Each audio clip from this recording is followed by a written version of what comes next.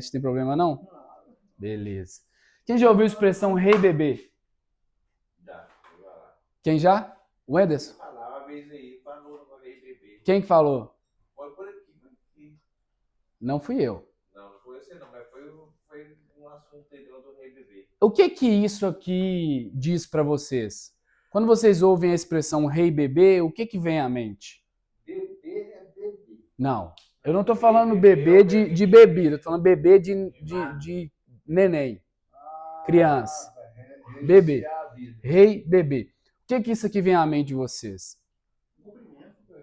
Um cumprimento? Não, isso é... Não, isso aqui é... Eu vou deixar bem claro e aí vocês me dizem. Rei vem tipo assim, posição, né, autoridade. Autoridade. E bebê vem de criança mesmo.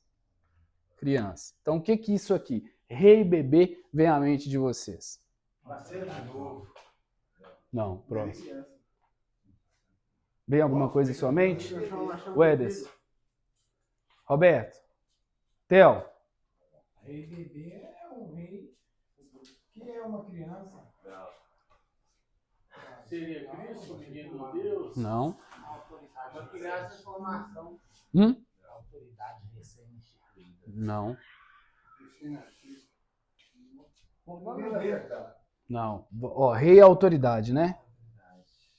Bebê é o quê? Criança. Uma criança tem autoridade? Não. E quando uma criança tenta ter autoridade, o que acontece? É pirraça. Pirraça. E como que uma autoridade exerce sua autoridade? Com autoridade, com autonomia, com argumento. Com força. Também, pode ser. Mas uma criança exerce autoridade com o que você falou, Theo? Pirraça.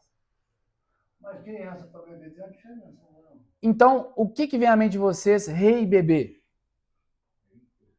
Um rei pirracento? É uma pessoa que se considera rei, mas ela tem postura de criança. É uma pessoa criança, mas que quer agir como se fosse? É uma criança que quer ter postura de? Só que na verdade é um rei que tem postura de criança.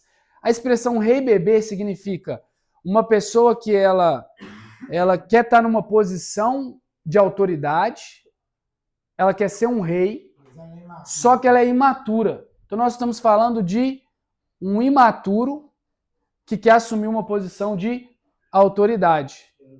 Que não está pronto ainda. Quem aqui entendeu o que eu falei? Levanta a mão. É um adulto, só que imaturo, querendo ter uma posição de autoridade. O rei bebê nada mais é do que isso. É um adulto que não sabe lidar com as próprias emoções. É um adulto que não tem inteligência emocional. É um adulto que age como se fosse criança. Pode ser também um adulto que quer exercer uma função que não é digna dele. Né? Hoje nós vamos falar sobre inteligência emocional. E a ordem que nós seguiremos é essa dinâmica aqui: dor, fuga e substância. Né? E isso daqui é acompanhado por emoções, ações e consequência. Uma pessoa imatura é uma pessoa que ela não alcançou maturidade. Maturidade é o quê? É um estado suficiente para uma determinada ação, situação ou contexto. Quando uma pessoa ela não está preparada para uma determinada ação, situação, contexto, nós dizemos que ela é uma pessoa imatura. Significa que ela não alcançou a maturidade. Ela não está maturada. E o que nós mais vemos hoje são adultos imaturos. Por quê? Porque não sabem lidar com algumas situações, não sabem proceder em alguns contextos, não têm noção de postura em alguns ambientes, não sabem lidar com determinadas emoções. Sempre que uma emoção acontece, ela vai desencadear uma ação. E a ação, ela é acompanhada depois por consequências. Se uma pessoa, então, que é um rei bebê, um imaturo, ele tem alguma determinada emoção, ele reage de acordo com essa emoção, ele vai sofrer as consequências disso, sim ou não? E as consequências de uma pessoa imatura agindo de acordo com as emoções vai ser positiva ou negativa? Vai ser negativa, porque ela é imatura. Ela não sabe lidar com o quê? Com as emoções que ela está experimentando. Então, as ações dela vão ser em decorrência dessa incapacidade de lidar com essas emoções. E essas emoções não são... Deixa eu concluir. Se essas ações que decorrem dessa incapacidade de lidar com as próprias emoções vão gerar consequências, essas consequências serão ruins, negativas. Sim ou não?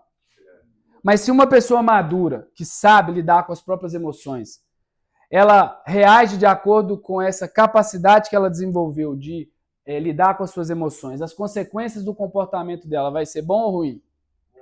Vão ser bons. Por quê? Porque ela alcançou a maturidade.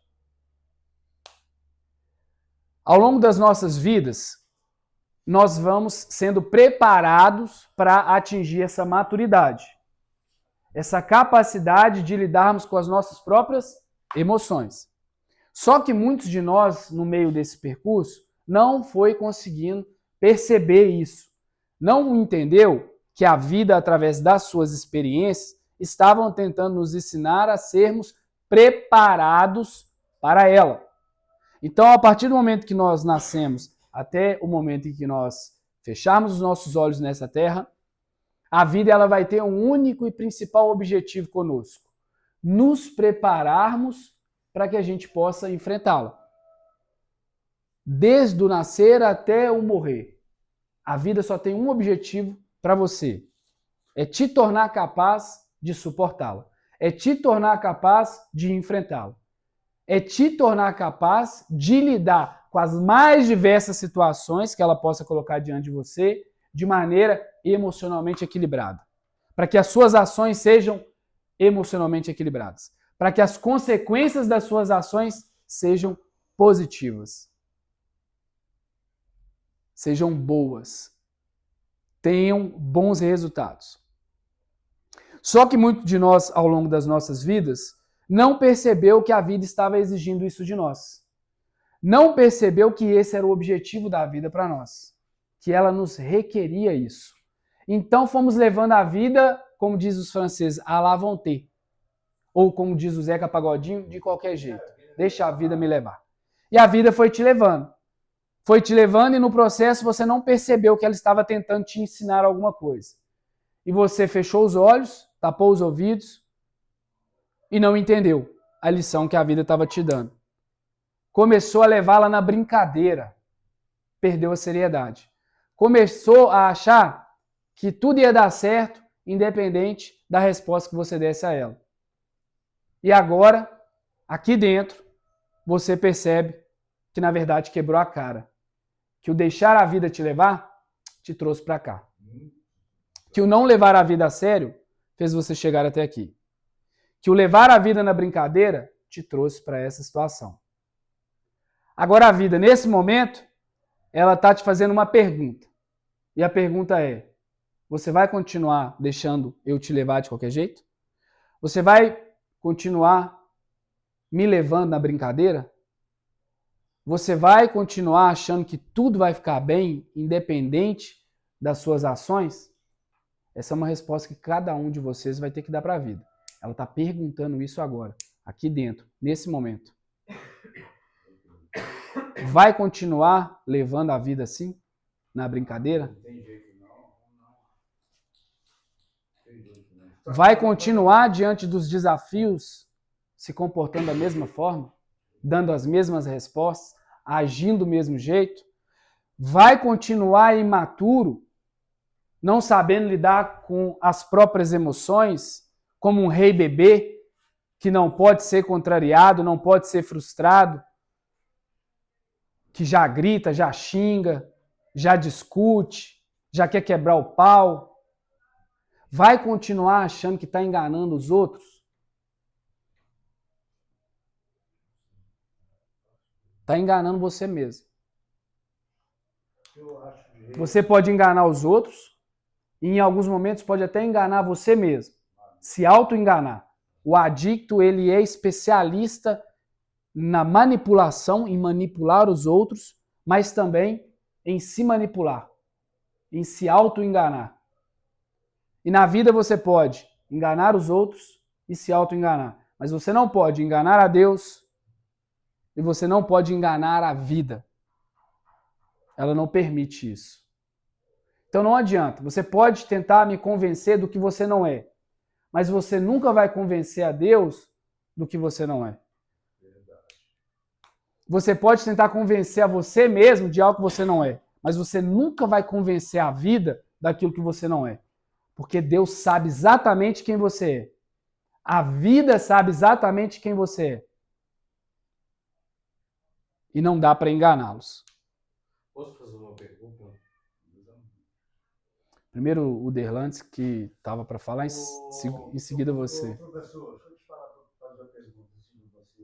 O que eu estou englobando, emoções, não é só emoções de relações afetivas, é atitude. Você está dirigindo, o cara te fechar, você tomar atitude inesperada, entendeu? Uma pessoa passar a trombar em você. Ô Derlantes, você está falando de experiências.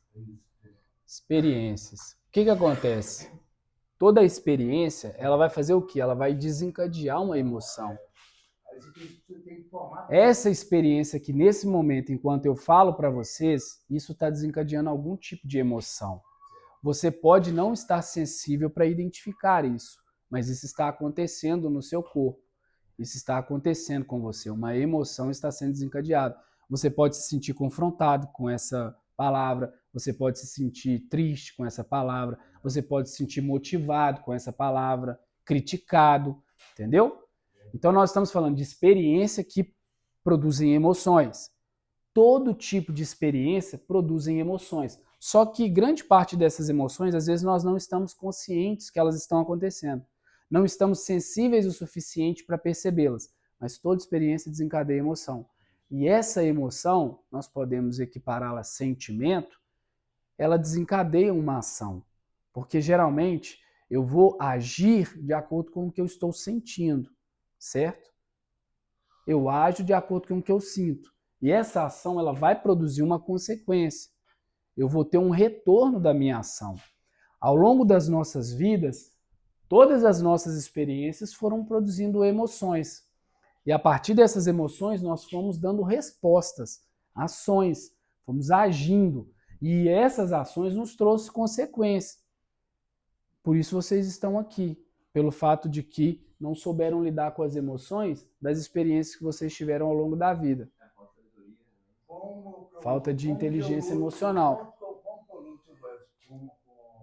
Contra as emoções. Você nunca luta contra as emoções.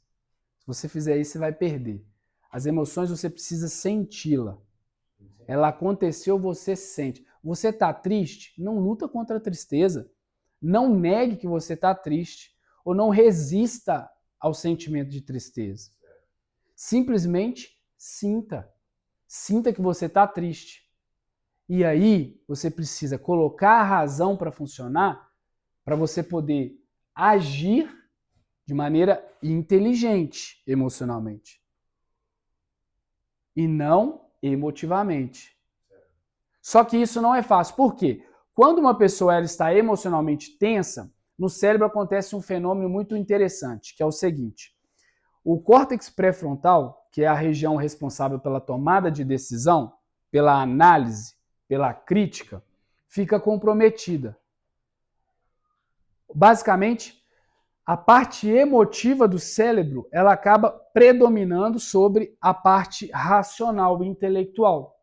Então, a tendência natural que uma pessoa emocionalmente tensa, tomada pela emoção, que ela reaja de forma emotiva e não racional. Por quê? Porque quando a pessoa está emocionada, ela tende a agir de acordo com a emoção e não de acordo com a razão. Mas não significa que eu não possa fazer nada em relação a isso. Pelo contrário, eu posso. Quando eu fico emocionado, eu posso sim colocar a minha razão para poder questionar quais ações eu terei a partir dessa emoção. Vou dar um exemplo. Eu fiquei triste porque um irmão me ofendeu. O sentimento de tristeza, ele toma conta de mim, certo?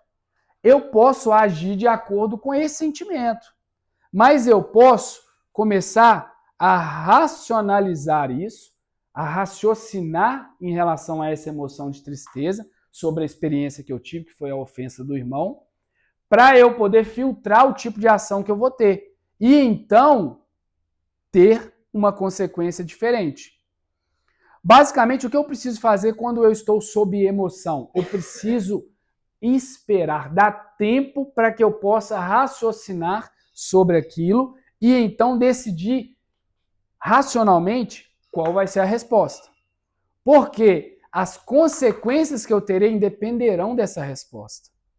Então, se eu fiquei triste porque o amigo me ofendeu, se eu me deixo levar pela emoção, eu posso ofendê-lo de volta. Essa é uma ação em resposta a essa emoção que eu senti. Eu teria uma consequência. Qual pode ser? Uma briga pode surgir daí. Podem haver agressões. Ou em alguns casos extremos, um irmão, um amigo pode até matar o outro. Um companheiro, um colega pode até matar o outro por causa de uma ofensa. Isso acontece. Qual foi a consequência de eu ter agido de forma emocionada? Ter deixado me levar pela emoção da tristeza? Posso morrer. Ou eu posso ser agredido fisicamente. Ou eu posso sofrer N consequências. Mas se eu, a partir dessa emoção, pensei com clareza sobre o que eu iria fazer com isso, e ao invés de ofender de volta, eu sentei para conversar, ou eu relevei, ou eu engoli sapo, como costumam dizer, qual vai ser a consequência disso? Não vou ser agredido, não vou ter minha integridade física violada, não vou sofrer, as coisas não vão piorando. Qual que é o resultado? Totalmente diferente do outro. Então essa dinâmica acontece todas as vezes que nós temos uma experiência. Emoção, ação e consequência. A emoção, ela tem a tendência de nos cegar racionalmente. Então a gente vai agir por emoção. A própria expressão já diz, estou agindo por emoção. O que eu preciso? Eu preciso raciocinar antes de responder, para que eu não seja conduzido por essa emoção e tenha uma consequência que eu não quero experimentar. Certo? A vida, ela está nos preparando justamente para entender isso e saber como proceder quando isso acontecer. Eu volto a falar, vocês não podem enganar a vida, vocês não podem enganar Deus, podem até enganar a si mesmo e os outros, mas a vida não, e ela vai cobrar. Ela vai cobrar se você está aprendendo o que ela está tentando te ensinar. Porque se você não aprender, vai continuar dando murro em ponto de faca. Vai continuar dando cabeçada na parede. E não vai conseguir aprender o que é necessário. Até quando a sua expectativa não for atendida, você vai agir como se fosse um imaturo, uma criança, um rei bebê. Até quando? Ah, fulano falou que eu não gosto. Então ele vai se ver comigo. Ah, fulano fez o que eu não queria. Então eu vou lá tirar satisfação. Ah, o monitor falou que eu não gostei. Então eu vou xingá-lo. Ah, o fulano me enganou. Então eu vou embora. Minha mãe não atendeu o meu pedido. Então eu não vou falar mais com ela. A minha esposa não trouxe o que eu pedi. Então eu vou ficar chateado com ela. A minha expectativa não foi atendida. Então eu vou chutar o balde. Vou ligar um F para a vida, chutar o pau da barraca e desandar. Pelo amor de Deus. Comportamento de criança. A criança, quando não é atendida, começa a fazer pirraça, começa a fazer briga, começa a encher o saco, a derrubar as coisas, a espernear pelo chão. Adulto não faz isso não, cara. Quando você não é atendido, quando você é contrariado, quando você é frustrado, decepcionado, você tem que saber como lidar com isso, como agir com isso. Você tem que ser maduro para saber qual é a resposta que você vai dar. A vida, ela não tolera criança em adultos. Ela não tolera comportamento infantil em adulto. Ela é implacável. A vida é implacável. Se você não amadureceu o suficiente, vai para o final da fila. Os primeiros da fila continua. Você não amadureceu o suficiente para conseguir lidar comigo? Vai para uma casa de recuperação, vai para uma clínica, ou vai para a cadeia, ou vai para o cemitério, ou vai para uma cadeira de roda. Se você não aprender a me viver, você vai estar sempre no final da fila. Eu vou estar sempre te passando uma rasteira. Você vai estar sempre atrasado. A vida não exige comportamento infantil em adulto. Ela não aceita comportamento infantil em adulto. Ela é implacável.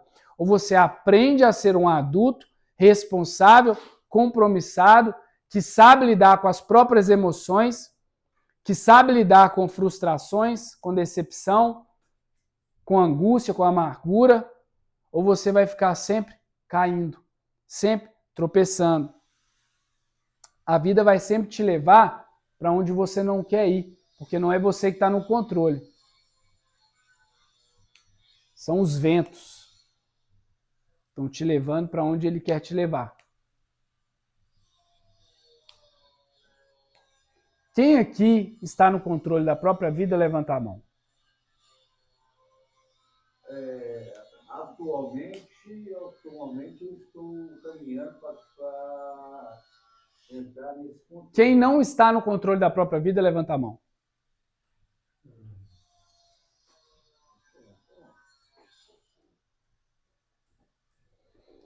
Cara, se eu não estou no controle da minha própria vida, quem que está?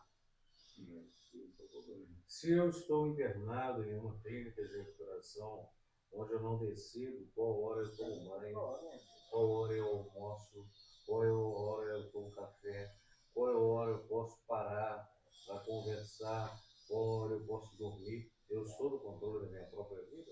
Lógico que não. Lógico que não. O próprio fato de você estar dentro de uma clínica de reabilitação significa que você perdeu o controle. E o primeiro passo para você poder retomar o controle da sua vida é quando você admite isso. A minha vida se tornou incontrolável. Eu não estava mais no controle. Eu estava sendo controlado pelo vício, pelo álcool, pela droga, pelas minhas emoções, que eu não sabia lidar com elas. Então, você perdeu o controle. O primeiro passo para retomá-lo é admitir isso. Que você era impotente perante o álcool, perante a droga, perante a adicção, perante os maus hábitos, os maus comportamentos, o mau caráter. Esse é o primeiro passo. Até então, quando a gente estamos aqui vamos colocar uma coisa, então, no local de terapia, nós estamos procedendo e corrigindo o erro do passado. Agora, a gente vai ver se a gente tem um controle da gente mesmo, ou a gente sai da proteção para fora. Não. Você está enganado.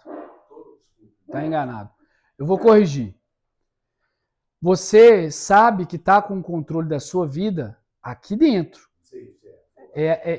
Aqui dentro é que você assume o controle novamente da sua vida. Tem muita gente que passa 9 meses aqui dentro e acha que o controle da vida vai estar quando ele sair lá fora. Não, quando eu sair lá fora eu tenho o controle da minha vida. O controle da sua vida tem que estar nas suas mãos aqui dentro, porque você chegou sem ele. O seu objetivo aqui é retomá-lo. E como que você faz isso? Primeiro, admite que era impotente perante a adicção, perante a droga, perante o álcool, que a sua vida se tornou incontrolável. Segundo passo, você aceita que precisa de ajuda, do tratamento, e então inicia-o. Terceiro passo, você segue o que é sugerido, o que é te passado para fazer. Você segue o que é sugerido dentro da instituição. Porque essas regras, essas normas, essas disciplinas, elas servem para fazer com que você vá retomando o controle da sua vida. Dia após dia. Não, eu disse 3 passos fundamentais para a recuperação. Os 12 passos são aqueles ali. Primeiro passo, você admite que é impotente perante a adicção, perante a droga e o álcool, que a sua vida se tornou incontrolável. Segundo passo, você reconhece que precisa de ajuda e aceita. Terceiro passo, você segue o que é sugerido, o que é proposto pela instituição. Porque o objetivo da comunidade terapêutica é te devolver o controle sobre a sua vida. E ela vai fazer isso a partir do que ela vai te apresentando aqui, a partir do que ela te entrega. O terceiro é seguir o sugerido, o que é proposto. Peraí, Glauco. E o que é sugerido e proposto pela instituição? A gente já bateu nessa tecla várias vezes. Uma rotina. Eu tenho horário para fazer as coisas. Disciplina. Eu preciso manter o espaço onde eu estou organizado, cumprir os horários que me são designados, cumprir as atividades que me são confiadas, contribuir para o desenvolvimento, para a limpeza do meu espaço, para boa aparência do ambiente, para a estética do ambiente, cuidar do que está ao meu redor, manter o meu externo organizado para que isso acabe se refletindo no meu interior. E depois o meu interior organizado passa a refletir no meu exterior. E um começa a retroalimentar o outro. Porque se eu estou internamente organizado, consequentemente eu quero organizar o meu exterior. E se o meu exterior está organizado, consequentemente eu tendo a me organizar internamente. Então esses são os 3 passos para você poder ser bem-sucedido na recuperação e retomar o controle da sua vida. Não ser mais conduzido pelo acaso, ou pelas emoções, ou pelo desejo, pelo vício. Assim você assume o controle da sua própria vida. Você começa a caminhar na direção que você realmente quer. Você começa a conquistar o que você realmente almeja. E para de viver uma vida que você nunca quis para você mesmo. Quem queria ou quem quer estar aqui agora nesse momento? Quem queria que esse aqui fosse o resultado da sua vida? Dadas as circunstâncias de hoje, para mim, tá bom aqui, no momento. Não deveria. Mas no momento tá. Sabe o que deveria estar bom para você? Tá no seu lar, do lado da sua mulher, do lado da sua menina, trabalhando, sendo produtivo para a sociedade, para a sua família, para você mesmo, podendo estar nesse momento, ao invés de internado, num parque de diversão com a sua família, Aí que entra emoções. tomando um café numa padaria com eles. Não, se tiver Isso essa deveria ser a sua realidade hoje. Mas não é. Por quê? Porque você perdeu o controle da sua vida. Para mim, hoje é importante estar aqui para reconquistar o controle. Aqui você vai reconquistar o controle. Para mim está importante. Mas você só vai reconquistar o controle se você seguir esses passos. Vamos lá, né? Cada um só vai conseguir reconquistar o controle se seguir esses passos. Vamos lá, né? Vamos tentar. Vamos conseguir. Só vai conseguir retomar o controle se você, de fato, for honesto consigo e admitir que perdeu o controle e que precisa de ajuda. E se você estiver aberto e disposto a aprender com o que a instituição está te ensinando. Porque se você passar 9 meses aqui fechado para o tratamento, fechado para o que é te sugerido, para o que é te proposto, para o que é te ensinado aqui dentro, você não vai retomar o controle da sua vida. Você vai continuar sendo uma criança imatura, um rei bebê, que ao ser confrontado, desiste e vai embora. Ao ser frustrado, abandona o tratamento e volta a usar a droga. É um comportamento igualzinho de criança. Se eu não te dar o doce, você vai fazer um auê. Se você não receber o que você quer, você vai fazer pirraça. Se você não receber o doce, vai fazer pirraça. Cara, como assim? Se a minha expectativa foi frustrada, se eu fui decepcionado, se eu fui traído, eu vou usar droga? Eu vou abandonar o tratamento e ir beber?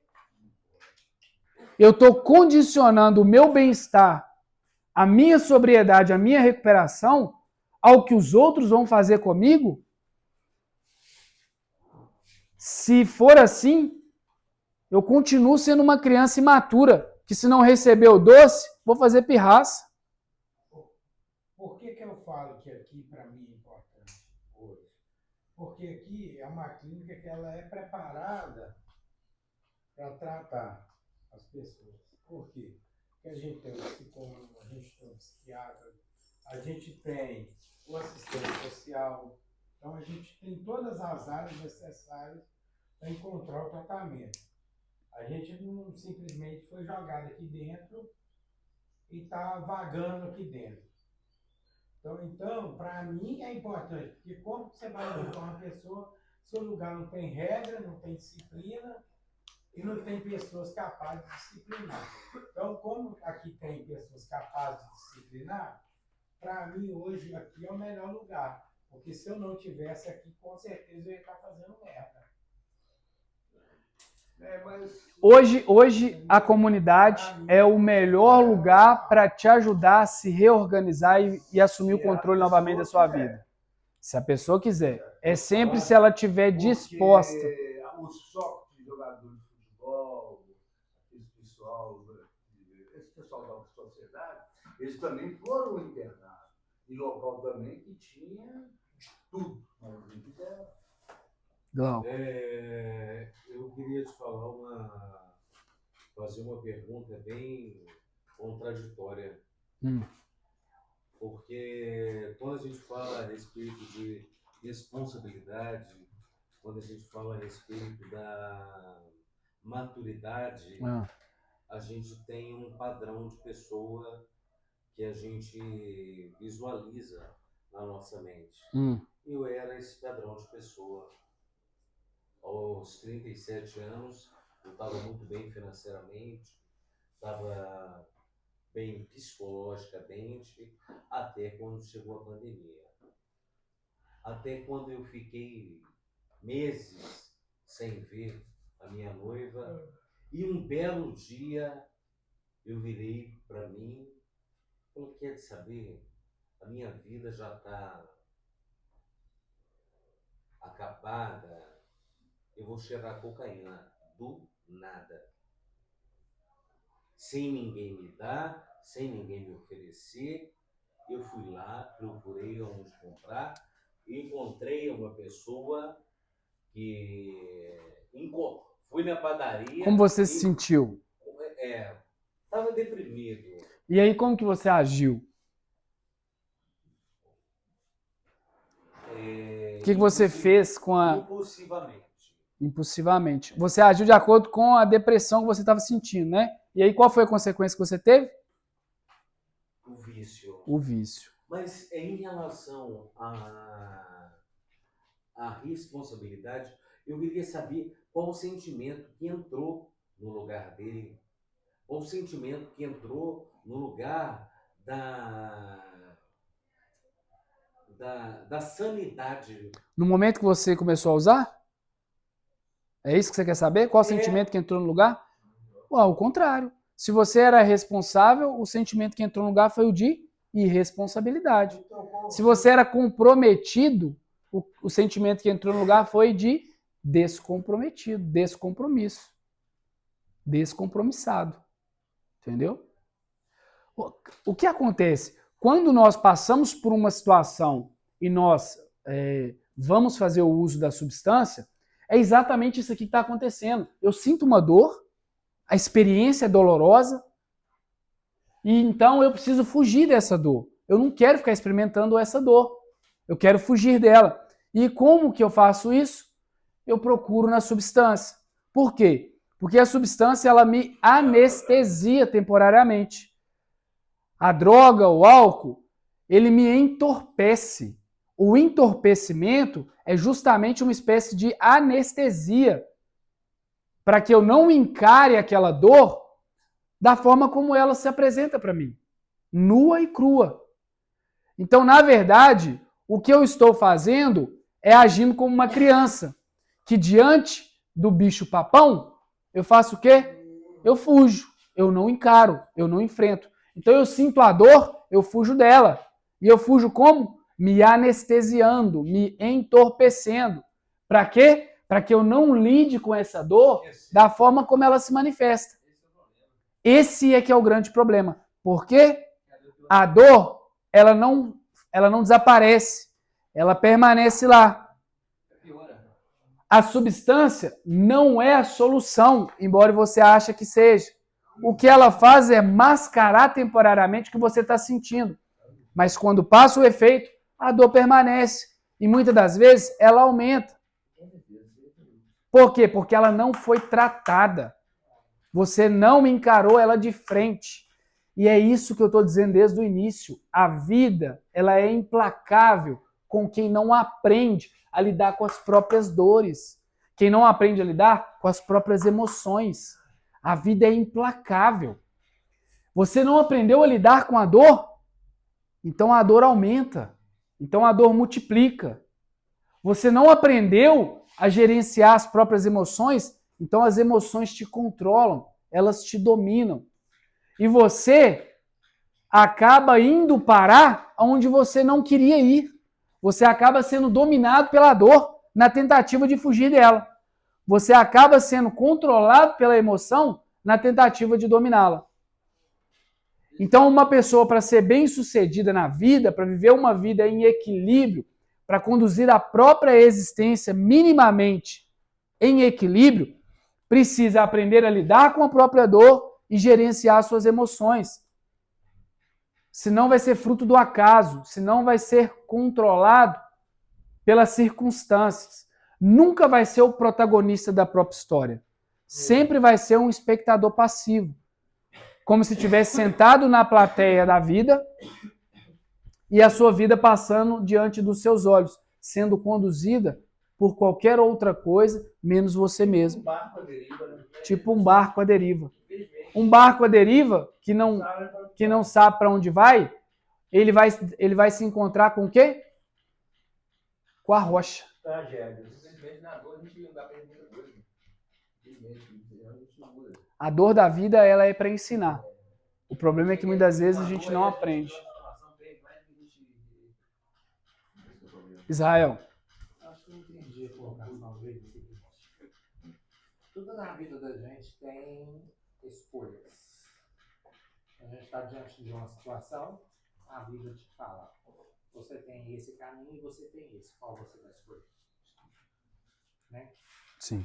Eu gosto muito da obra de Harry Potter, porque tem muitas citações ali que acho que a gente deveria levar para a vida. E uma delas é: na nossa vida nós temos escolhas ruins e escolhas boas. Você decide qual você vai tomar. E a outra que fala é sobre... Nossa, mas fugiu agora. Peraí, deixa eu ver se eu consigo lembrar.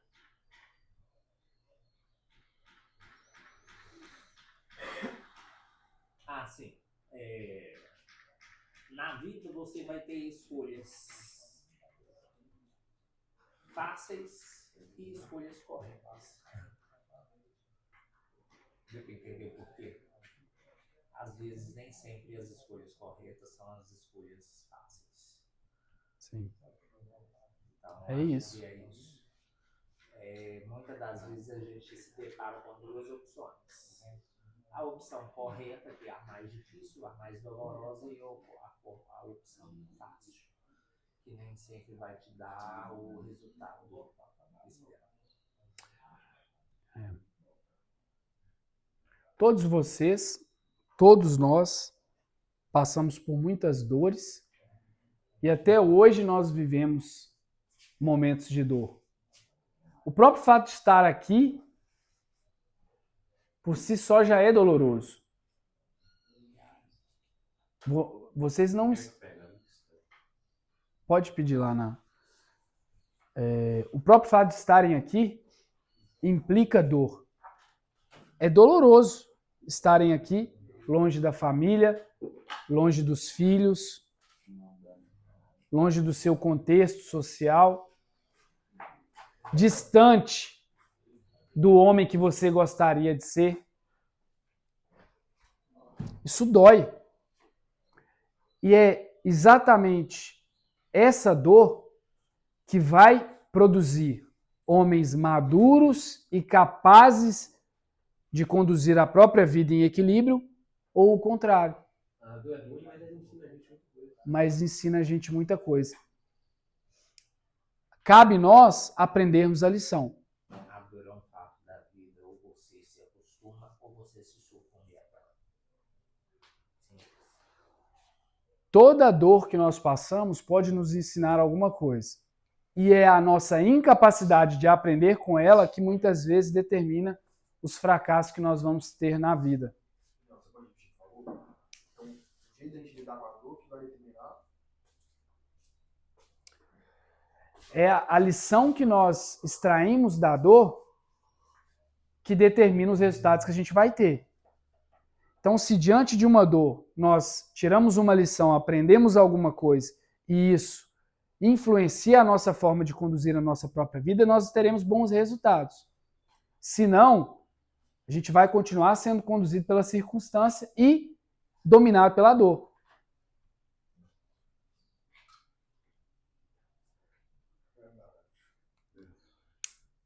Vocês não são os primeiros e não serão os últimos que passam pelo que vocês estão passando.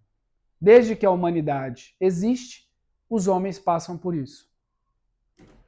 E nesse percurso, muitos se perderam.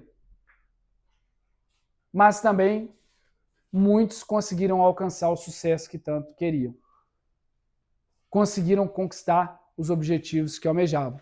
Conseguiram realizar os seus sonhos. Qual que é a diferença? A diferença é a maneira como cada um lida com a dor. Vocês lembram do exemplo que eu dei da última vez? Sobre os dois irmãos que viveram no mesmo lar e tiveram vidas completamente diferentes, caminhos completamente diferentes? A diferença estava justamente na forma como eles lidaram com a dor, com a experiência que tiveram, com a vida que estavam presenciando. A história deles foi bem parecida. Os dois irmãos vivendo no mesmo ambiente, com a mesma família, disfuncional, o pai alcoólatra, batia na mãe, o lar era cheio de paz, era turbulento, atribulado. E no final, os dois cresceram, saíram de casa, um se tornou um empresário bem-sucedido e o outro um morador de rua alcoólatra. E quando foi perguntado para eles o que os levou para aquela vida, qual foi o motivo do resultado que eles tiveram na vida, a resposta foi a mesma. Aí eu te pergunto, se a resposta foi a mesma, o que causou essa diferença de resultado? A forma como cada um lidou com a dor. A forma como cada um ressignificou aquilo. Para um, a resposta foi a mesma. Eu alcancei esse resultado ou eu me tornei isso porque a minha vida era assim, porque o meu pai era dessa forma, porque a minha mãe sofria desse jeito, porque o meu lar era assim.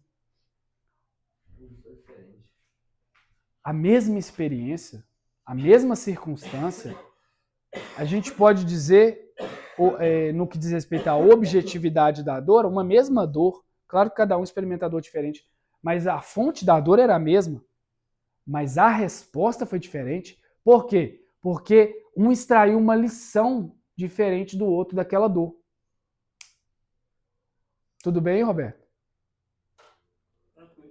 Cada um extraiu uma lição diferente daquela dor e deu um significado diferente para aquilo. Vocês estão passando agora por um tratamento aqui dentro da MPV. Esse é um momento doloroso. Não adianta falar que não é. Se você não está passando por um momento doloroso agora, alguma coisa está errada. Alguma coisa está errada. Você tem que colocar na balança aí para entender. Será que eu me tornei uma pessoa institucionalizada? Uma pessoa que só fica bem dentro de instituição? Que eu conheço algumas assim.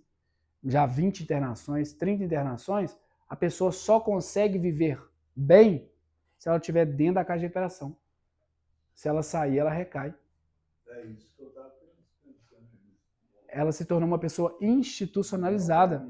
Ela não tem capacidade de conduzir a própria vida mais em equilíbrio. Tem medo de olhar no rosto dos outros. Ela precisa do outro fazer isso por ela. Nesse caso, ela precisa da instituição fazer isso por ela.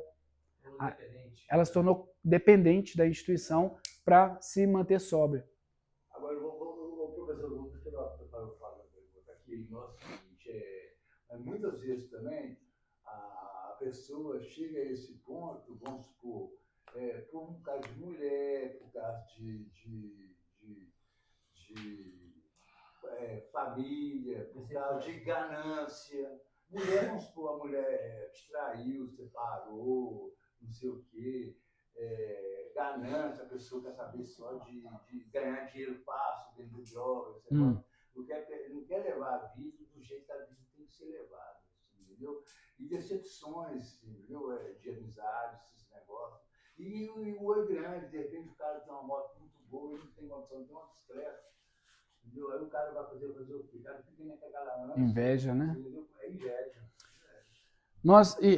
Isso se trata de defeito de caráter. Defeito de caráter tem que ser trabalhado dentro da instituição também. Porque a maturidade, ela envolve a mudança no caráter. Não existe, na verdade, recuperação sem caráter. Se você entra aqui sendo uma pessoa desonesta, uma pessoa mentirosa, uma pessoa soberba, invejosa, soberba, e você permanece aqui assim, você sai daqui assim, você não se tratou. Você só ficou sem usar a droga durante um tempo. E vai voltar a usar, porque o resultado da sua vida é basicamente aquilo que você se tornou. Se você sair daqui sendo quem você era, só tendo parado de usar, perdeu tempo, chegar lá fora você vai retornar. Mas eu percebo uma coisa em muitos acolhidos em tratamento, que eles sabem disso, mas eles não têm consciência disso. O que eu estou querendo dizer com isso? Eles sabem que devem fazer isso, que devem mudar o caráter, que devem fazer o que é sugerido aqui, que tem que desenvolver hábitos saudáveis, que tem que mudar os princípios e os valores que norteiam os comportamentos. Sabem tudo isso, mas não têm consciência disso. Consciência no sentido de eu estou realmente vivendo isso na minha vida. Porque eu entendi a importância. Então existe uma diferença. Tem gente aqui passando tempo. Tem gente aqui que não está aprendendo nada. Tem gente aqui que não se arrependeu genuinamente. Tem gente aqui que acha que é só parar de usar droga. Não vai ter resultado diferente. É insanidade. Vocês sabem disso. Você querer resultado diferente fazendo sempre as mesmas coisas é insanidade. Não é possível. E tem gente aqui que está dessa forma. Se continuar, não vai conseguir viver uma vida em recuperação, uma vida em sobriedade. E eu quero desafiá-los a se desafiarem. De que forma? Peraí, eu entrei aqui, eu era um determinado Israel. Eu entrei aqui, eu era um determinado Diego, um determinado Theo. Eu sei como eu era quando eu entrei aqui. O que está mudando em mim a partir do momento que eu entrei aqui? Está mudando alguma coisa? Eu estou me sentindo incomodado a mudar algo? Eu estou, de fato, tendo uma postura diferente em relação à vida do que eu vinha tendo antes? Ou não? Porque tem muita gente que sabe o que tem que fazer. Tem muita gente até que diz o que tem que fazer, mas não faz. Não muda resultado. O cara não age diferente. O cara continua do mesmo jeito. E acha que vai sair lá fora e vai dar certo. Vai conseguir vencer. Vai conseguir ficar de pé. Meu irmão, primeira rasteira que a vida te passar, você cai. Primeira pedra que a vida colocar no seu caminho, você tropeça. Por quê? Se você não aprender a jogar o jogo da vida, vai viver no game over. Se você não aprender a passar de fase, nunca vai chegar no chefão. Nós não aprendemos nada ainda, porque a gente tem que mudar. Não, e assim, não estou falando de você, mas estou falando que tem muitos que acham que sabe, que está aprendendo, que está vivendo, que está mudando. E o cara está do mesmo jeito.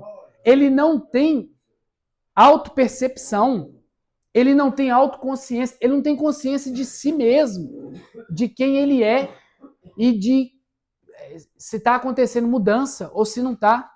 Ele não tem clareza, tipo assim, tá, é para fazer aquilo lá, vou fazer. Aí eu para acordar agora, eu vou acordar. Aí eu para limpar aqui, eu vou limpar. Aí eu para varrer ali, eu vou varrer. Agora é para almoçar, eu vou almoçar.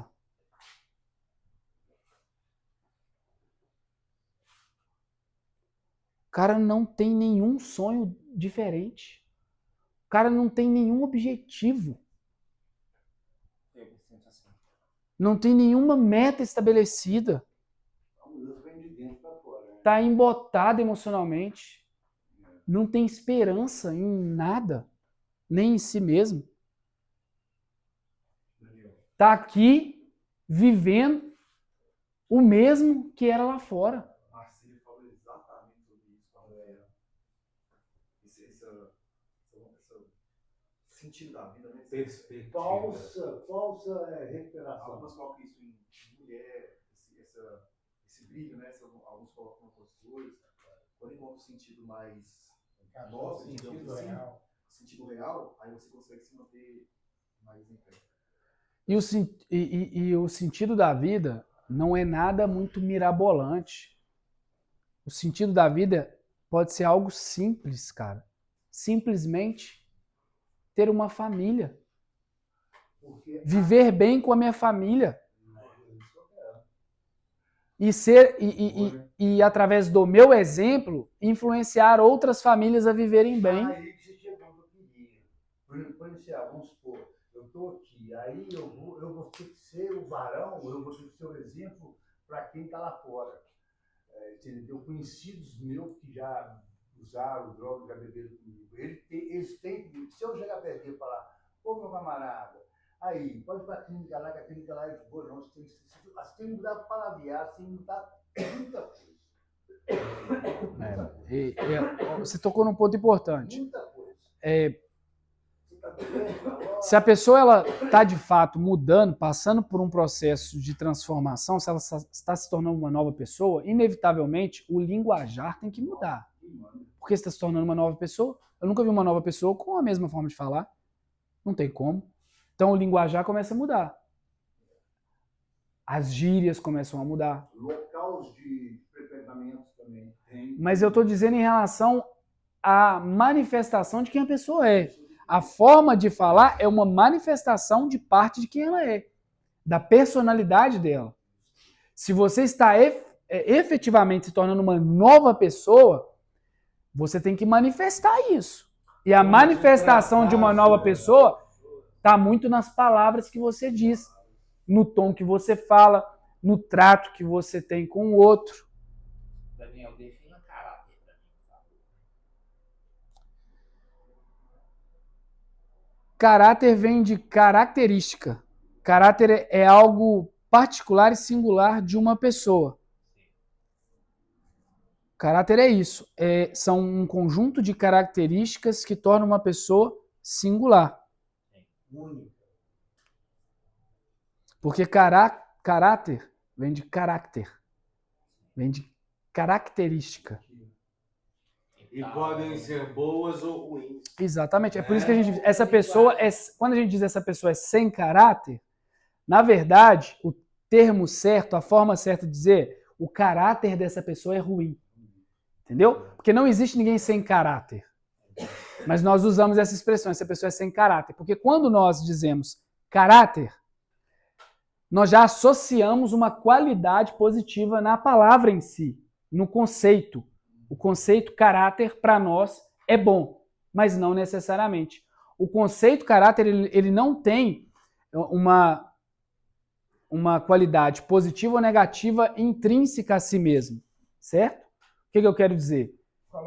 O caráter, ele não é bom e nem ruim por si mesmo. Em outra linguagem, falha de caráter seria uma pessoa que mostra ser uma coisa e age de outra. Hipocrisia. Hipocrisia pode ser considerada uma falha de caráter. Aí, quando nós dizemos falha de caráter, nós também estamos partindo do mesmo pressuposto, de que o caráter é algo bom e uma falha nele é ruim. Assim, eu não estou dizendo que seja errado pensar dessa forma. O que eu estou querendo dizer é, todo mundo tem caráter, seja ele bom ou seja ele ruim. Então, quando nós dizemos assim, uma pessoa precisa mudar o seu caráter, nós estamos dizendo que ela tem um caráter ruim e precisa passar a ter um bom caráter. Quando nós dizemos uma pessoa tem uma falha no caráter, nós estamos dizendo que o que nós entendemos por caráter bom, houve ali uma falha dessa pessoa. Quando a pessoa te diz para outra que a pessoa não tem caráter, o que a pessoa está querendo dizer? Que o outro é alguém ruim, ou mal intencionado, ou desonesto. Ela está querendo dizer que o caráter da pessoa é ruim. Aí ela diz que a pessoa não tem caráter. Por quê? Porque no senso comum ficou associado que o caráter por si só é algo bom, positivo. Mas o caráter, na verdade, é um conjunto de características daquela pessoa. E isso envolve princípios que ela tem, os valores que ela tem, o que ela considera de valor, o que ela não considera. Entendeu? Então é isso. O caráter da pessoa pode ser bom, pode ser ruim. Vai depender dos princípios, dos valores que ela adota para nortear os seus comportamentos. Então, por exemplo, uma pessoa honesta, ela tem um bom caráter ou um mau caráter? E uma pessoa desonesta tem um mau caráter. Significa que um escolheu ter o princípio da honestidade como um princípio regulador do seu comportamento.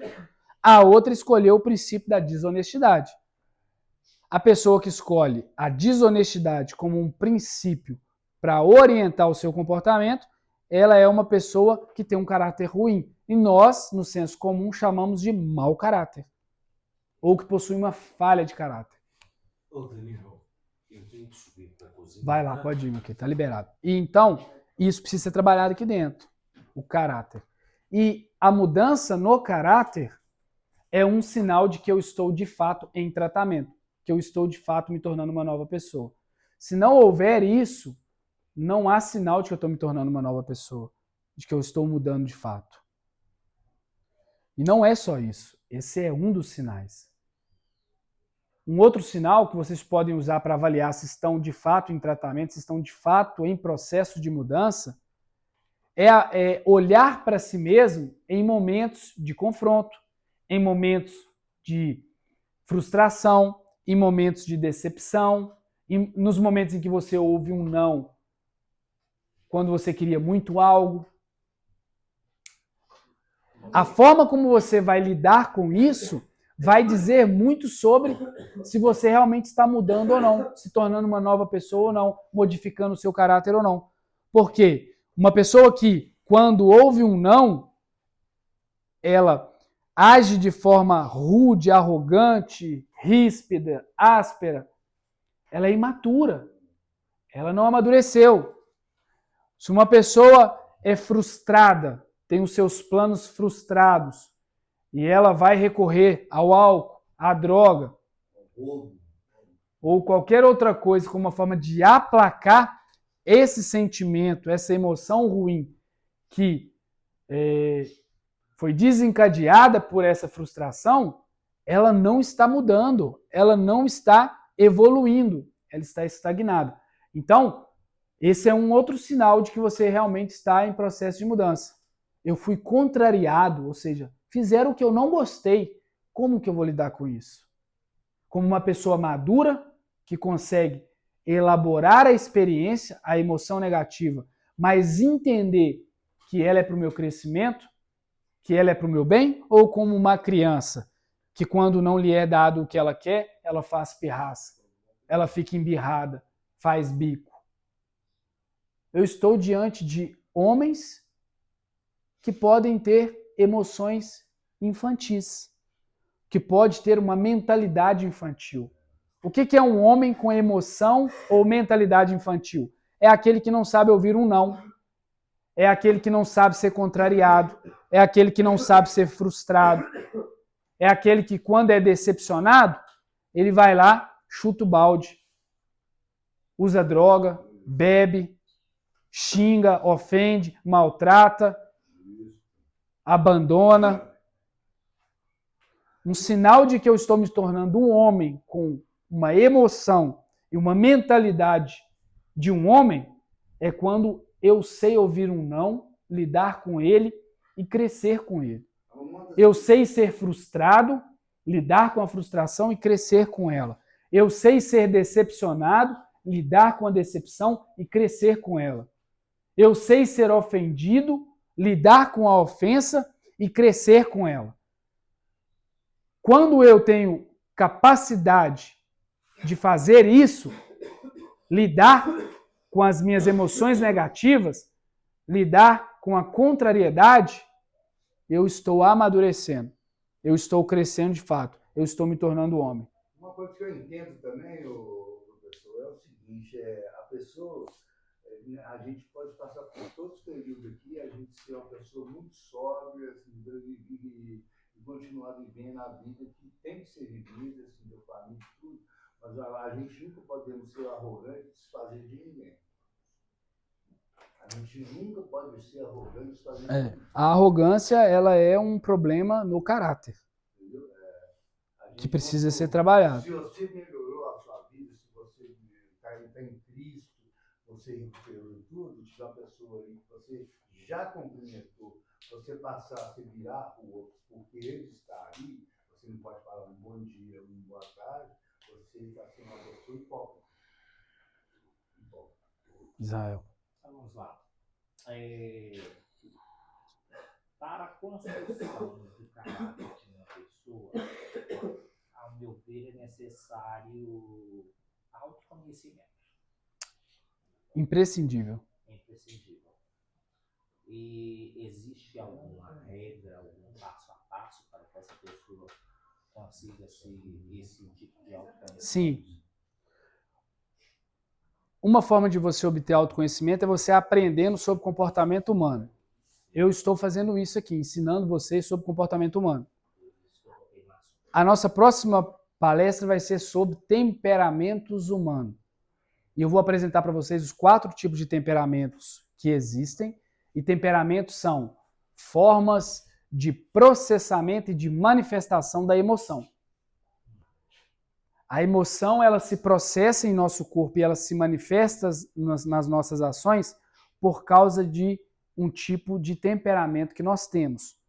Então eu vou ensiná-los sobre temperamentos para que vocês conheçam um pouco sobre eles e consigam se perceber como estando dentro de alguma das categorias que vocês aprenderão, com um tipo de temperamento específico, entendeu? Então, o autoconhecimento eu preciso de quê para poder tê-lo? Primeiro, conhecimento e depois aplicar esse conhecimento em mim, certo? Me auto-observar a partir desse conhecimento que eu aprendi. Então, é imprescindível estar sensível nas diferentes experiências do dia a dia, para eu analisar a mim mesmo na minha forma de proceder nessas experiências. O que eu estou querendo dizer com isso? Por exemplo, eu estou conversando com o irmão, estou trocando uma ideia com ele, certo? Aí o irmão disse algo que me deixou nervoso. Eu tenho que estar sensível que isso está acontecendo comigo. Estou ficando nervoso. Uma emoção está sendo desencadeada, certo? Se eu tiver conhecimento de qual que é o meu tipo de temperamento, e existe um tipo de temperamento que ele é mais explosivo, que ele tende mais à impulsividade, que é no caso, por exemplo, do colérico. Se eu conheço que eu tenho um temperamento mais colérico e o irmão está me deixando nervoso, a tendência é que eu exploda com ele. Para que eu não faça isso, o que eu vou fazer? Eu percebo que está acontecendo, estou conversando, ele está me deixando nervoso. Eu sou uma pessoa de temperamento colérico. As minhas emoções se processam muito rápido e elas tendem a ser manifestas de uma forma muito explosiva, muito expansiva. Eu preciso fazer o quê? Saber como lidar com isso. Primeiro eu preciso identificar o que está acontecendo. Estou ficando assim, raivoso, nervoso. Segundo, saber que eu posso agir de determinada forma porque eu tenho um certo tipo de temperamento. Então eu tendo a explodir quando isso aqui que está acontecendo começa a acontecer. O que eu vou fazer com isso? Aí é que entra o raciocínio, aí é que entra a razão. Eu vou parar de conversar e vou sair de perto. Vou deixar as coisas acalmarem, depois eu volto e converso com o irmão. O irmão, você ficou falando aquilo ali, eu fui me sentindo nervoso, fui me sentindo com raiva, a minha vontade foi de brigar, mas para não fazer isso eu preferi sair e agora que eu estou calmo, vamos conversar. Entendeu? O autoconhecimento te permite perceber o que está acontecendo com você em diferentes situações e qual pode ser a sua reação àquilo que está acontecendo com você. E então, pensar qual que é a melhor resposta para você não reagir de acordo com o que está acontecendo com você. Não ser conduzido pela emoção, mas sim pela razão. Então, o autoconhecimento ele é imprescindível por isso.